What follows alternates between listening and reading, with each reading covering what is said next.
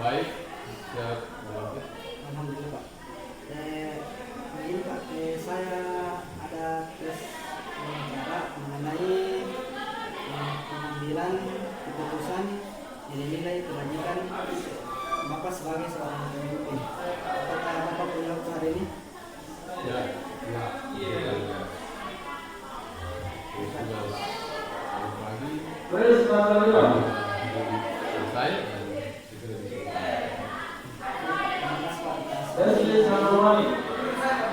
Baik Pak, saya langsung ingin Pak, selama ini bagaimana cara Bapak mengidentifikasi kasus-kasus yang merupakan dilema etika atau bujukan moral di Terima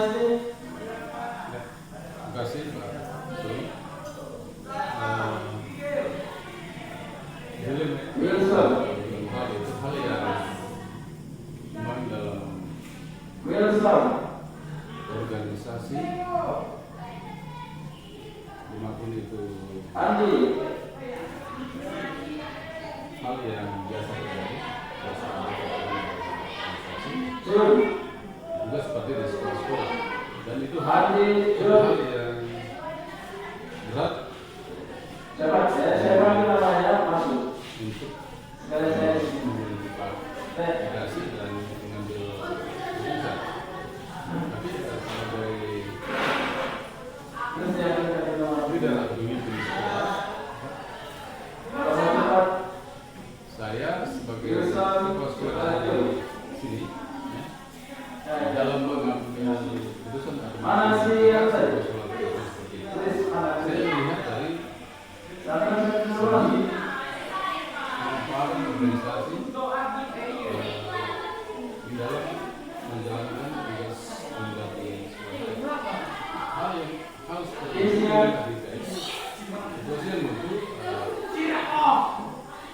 situasi yang muncul ketika ada hal yang benar, tapi ada bisikan-bisikan moral yang mungkin bertentangan. ya seperti itu Pak. Ya, pada saat itu saya melihat bahwa yang mengidentifikasinya bahwa ada hal yang seperti itu memang yang dilakukan oleh administrasi tunggal dilakukan. Terus yang kedua Pak, selama ini bagaimana Bapak menjalankan pengambilan keputusan di sekolah Bapak, terutama untuk kasus-kasus di mana ada dua kepentingan yang sama-sama benar atau sama-sama mengandung nilai kebajikan. Untuk hak itu mengambil keputusan dalam situasi ada hak yang itu sama-sama punya kepentingan, kita melihat mana yang bisa memberi dampak positif terhadap organisasi di sekolah kita, ya, yang memiliki nilai-nilai baik, yang punya dampak positif terhadap pengelolaan organisasi, tentunya hal yang berbeda kita selalu memperhatikan bagaimana supaya nilai-nilai itu bisa mengembangkan hal yang baik dalam sekolah. Jadi tidak menutup kemungkinan ada mungkin usulan-usulan atau masukan-masukan dari stakeholder sekolah, tapi ya tidak serta-merta diterima apabila hal itu bisa diterapkan. Jadi kita pilih secara bebas mana yang harus kita ambil. Pak, terus langkah-langkah seperti apa atau prosedur seperti apa yang bisa Bapak lakukan selama penelitian di sekolah ini? Ya, tentunya untuk menerapkan atau mengeksekusi setiap hal langkah-langkah yang akan dilakukan, tentunya sudah ada program di sekolah. Tentunya itu akan diikuti oleh stakeholder atau ya sekolah dan guru, dan itu kita lakukan. Memang sudah ada aturan, ada panduan, dan kita tahu mana yang harus dilakukan, yang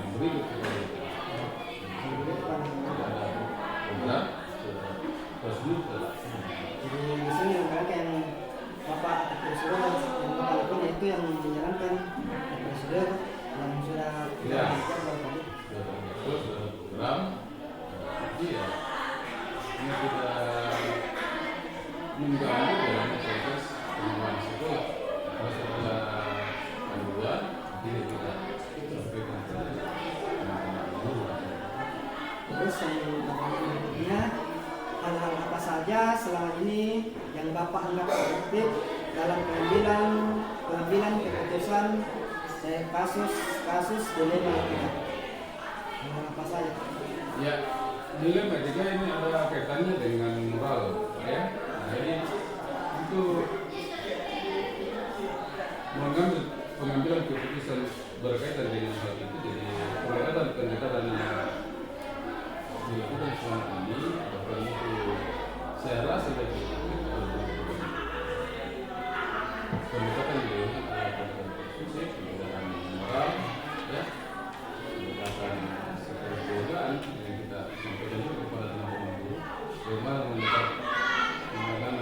mengambil keputusan secara kekeluargaan dan persuasif. Oh, jadi hal-hal yang Bapak anggap efektif dalam pengambilan keputusan kasus dilema itu pendekatan persuasif yang kita lakukan, Pak. Nah, berikutnya Pak, hal-hal apa saja yang selama ini merupakan tantangan dalam pengambilan keputusan kasus dilema etika, Pak? Ya, Tantangannya? tentunya di dalam mengambil keputusan itu ada tantangan, dan dalam setiap pengambilan keputusan itu ada hal-hal yang tentunya mungkin ada pihak, ada hal yang mungkin dirasa kurang, ya. Tidak semua keputusan yang diambil itu tidak 100% diberikan setiap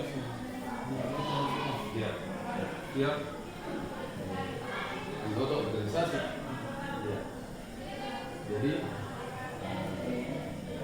seperti yang kita tanyakan tadi, di dalam mengambil keputusan itu ya, terus secara terbuka, ya, kita terus terang kepada teman-teman, kepada guru siswa, ambil yang akan dan dampaknya seperti ini. Ada hal yang kita mencapai, ada tentunya kita selalu memperhitungkan nilai-nilai yang positif lebih baik daripada nilai negatif. Itu yang kita lihat tadi. Pak, jadi yang berikutnya ini, apakah Bapak memiliki sebuah jadwal tertentu dalam sebuah penyelesaian kasus dilema etika? Apakah Bapak langsung menyelesaikan ataukah memiliki sebuah jadwal untuk menyelesaikannya, atau membentuk atau membuat prosedur seperti apa yang Bapak ingin jalankan nanti? Ada prosedur yang sudah bagus di sekolah, ya, dalam mengambil keputusan guru dan wali kelas, siswa dan kepala sekolah, dan ada juga langsung dari kepala sekolah mengambil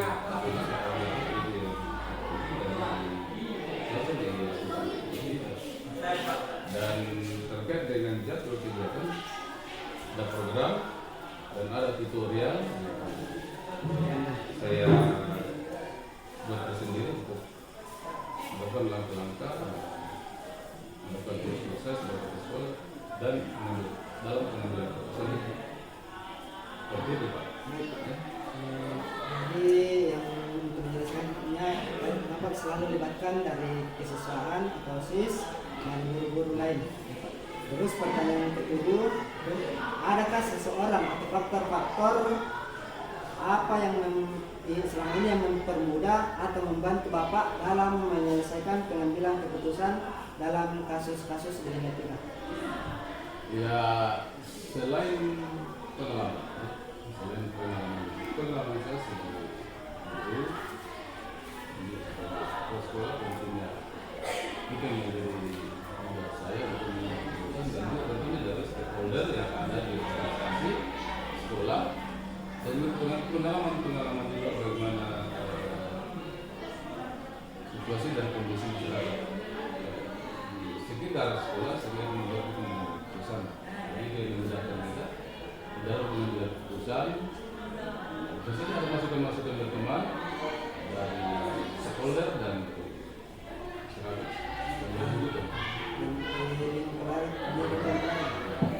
Bisa jadi ada dari lingkungan keluarga yang mungkin bisa kita jadi sebagai tujuan untuk diperlukan, ya. Tapi sebagai eksekutor di dalam pengambilan adalah keputusan dari saya sendiri dari kepala sekolah dengan modal seperti itu, pengalaman pribadi dari hal yang diterima dari pengalaman ada. Jadi yang selama ini seseorang atau faktor-faktor yang mempermudah atau membantu Bapak yaitu yang pertama dari pengalaman pribadi, yang berbalik dari sebelum dari lepas sekolah yaitu waktu Bapak jadi guru, dan yang sering juga membantu stakeholder yang ada di lingkungan sekolah dan masyarakat ataupun di lingkungan keluarga. Baik, yang terakhir Pak, dari semua hal yang telah disampaikan, pembelajaran apa yang dapat Bapak petik dari pengalaman Bapak mengambil keputusan dalam etika? Selama ini Bapak, bagaimana cara Bapak mengidentifikasi kasus-kasus yang merupakan dilema etika atau rujukan moral tersebut? Jadi berdasarkan pengalaman selama di dalam tugas manajemen sekolah.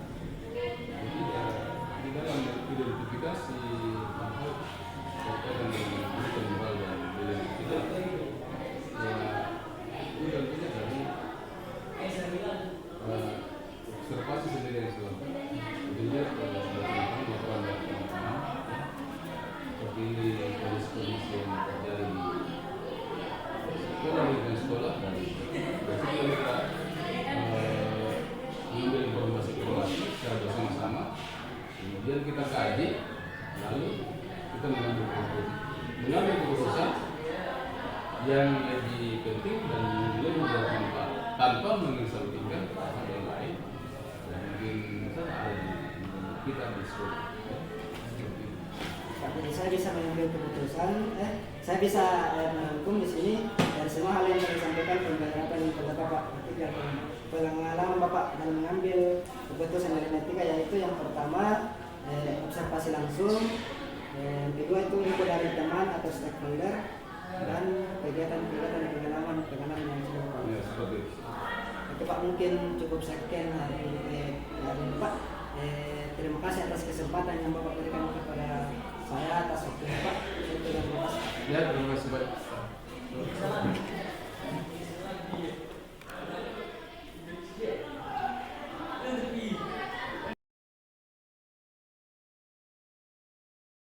Assalamualaikum warahmatullahi wabarakatuh. Waalaikumsalam warahmatullahi wabarakatuh. Selamat pagi Pak, bagaimana kabar Bapak? Ya, alhamdulillah sehat. Baik, seperti yang saya sampaikan kemarin Pak, hari ini saya akan melakukan cerita singkat atau wawancara terhadap Bapak mengenai pengambilan keputusan berbasis nilai-nilai kewajiban sebagai seorang pemimpin. Apakah Bapak ada waktu untuk hari ini? Ya, insyaallah. Baik, Pak. Tapi sebelum itu kita lakukan tanya jawab. Terlebih dahulu saya akan mempersilahkan Bapak untuk memperkenalkan diri terlebih dahulu. Oke, silakan Pak. Makasih. Assalamualaikum warahmatullahi wabarakatuh. Saya Nasaruddin SPD MPD, salah seorang kepala sekolah di Kabupaten Goa, yaitu di SD Impres Japing, Kecamatan Patalasan, Kabupaten Goa, Sulawesi Selatan. Baik Pak, langsung saja pertanyaan yang pertama. Selama ini bagaimana cara Bapak mengidentifikasi permasalahan atau kasus yang merupakan dilema etika atau bujukan moral? Kalau di sekolah kami itu tidak ada identifikasi, tetapi biasanya di lapangan tiba-tiba anak sementara bermain, ada saja langsung bertengkar, sehingga ini butuh pembimbingan untuk diadakan pembelajaran di kantor. Oke, baik Pak. Yang kedua yaitu bagaimana Bapak menjalankan pengambilan keputusan di sekolah Bapak, terutama kasus atau permasalahan di mana ada dua kepentingan yang sama-sama benar atau sama-sama mengandung nilai kewajiban. Kalau di sekolah kami itu sebenarnya untuk mengambil suatu keputusan dan pembimbingan terhadap anak tersebut, kita mengidentifikasi masalahnya dulu. Kenapa bisa dia bertengkar, kenapa dia bisa berkelahi, sehingga hal ini terjadi. ya kita tidak bisa mengambil langsung ya memberikan keputusan terhadap anak ini, tapi kita mengidentifikasi dulu bagaimana apa permasalahannya sehingga dia bisa berkelahi. Oke, baik Pak. Jadi langsung ya Pak ditanya langsung atau dilihat. Baik, pertanyaan ketiga, langkah-langkah atau prosedur seperti apa yang biasa Bapak lakukan selama ini? Kalau prosedur yang kami lakukan itu ya langsung memanggil ke kantor, dan kalau memang anak ini ngotot tetap dia yang benar dan yang satunya juga tetap benar, disinilah kita panggil guru bimbingan konselingnya yang telah ditunjuk di sekolah. Baik, Pak. Pertanyaan berikutnya, hal-hal apa saja yang selama ini Bapak anggap efektif dalam pengambilan keputusan? Hal yang efektif yang untuk mengambil satu keputusan ini biasanya itu kita mengidentifikasi tadi kasusnya anak-anak dengan tanya langsung kenapa penyebabnya, sehingga kamu bisa bertengkar dengan temanmu, sebentar dipanggil lagi yang satu, sehingga setelah itu dipertemukan, sehingga kita bisa mengambil atau mengidentifikasi bahwa oh ini permasalahannya.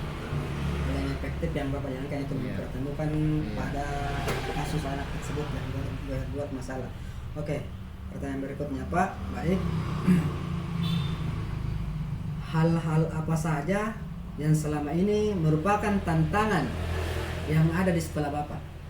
Ya ini tantangan, betul-betul ada biasa anak acting pintar, dia yang salah, dia yang duluan menangis, bahkan dia duluan melapor bila kita diganggu padahal dialah pengganggu. Nah inilah gunanya buku catatan ini yang selama ini kalau ada hal-hal yang terjadi terhadap siswa.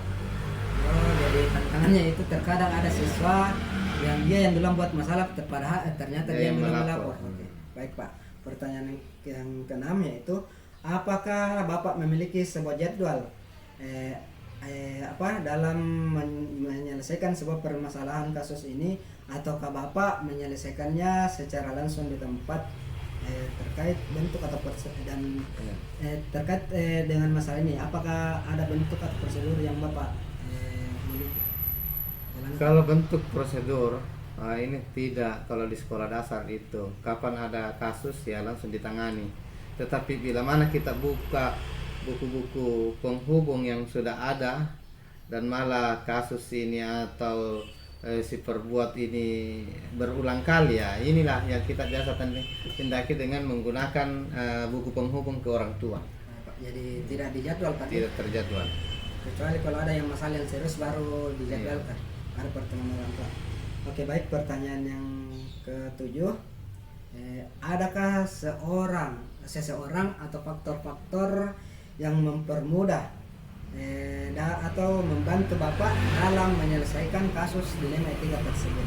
Kalau dalam hal ini yang setiap ada dilema atau ada kasus yang sudah tidak bisa tertangani terselesaikan itu ada namanya guru pembimbing konseling yang kami angkat bersama, yaitu guru PJOK dan guru PAI, bersama dengan ada wali kelas yang dianggap itu ditakuti oleh siswa, sehingga hal ini yang menangani kasus-kasus tersebut. Oke, jadi faktor-faktor yang mendukung untuk mempermudah ini yaitu wali kelas, guru PJOK dan guru PAI, Pak. Oke, baik Pak. Pertanyaan yang terakhir, dari semua hal yang telah Bapak sampaikan, pembelajaran apa yang dapat Bapak petik dari pengalaman pengambilan keputusan dilema etika, serta bagaimana cara Bapak mengidentifikasi kasus-kasus atau permasalahan yang merupakan dilema etika atau rujukan moral?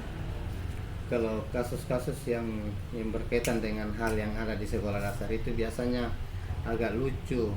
Kenapa? Dengan hal-hal ini karena tidak terlalu berat seperti dengan sekolah-sekolah lanjutan yang lain.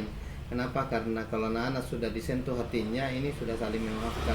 Namun kalau sudah berulang kali hal-hal ini, ya inilah faktornya sehingga bisa kita ketahui tingkah lakunya anak-anak selama ada di rumah dan tingkah lakunya yang ada di sekolah, sehingga biasanya ada dilema anak ini memang ada masalah di rumah sehingga dia berbuat di sekolah.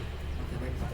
Jadi inti dari perjawabannya yaitu mencari tahu karakter Ya, karakter baik anak. di rumah ataupun di sekolah. Iya. Baik Pak, terima kasih Pak atas Iya, waktunya hari terima ini. kasih. Saya ucapkan terima kasih. Iya. Assalamualaikum warahmatullahi wabarakatuh. Waalaikumsalam warahmatullahi wabarakatuh.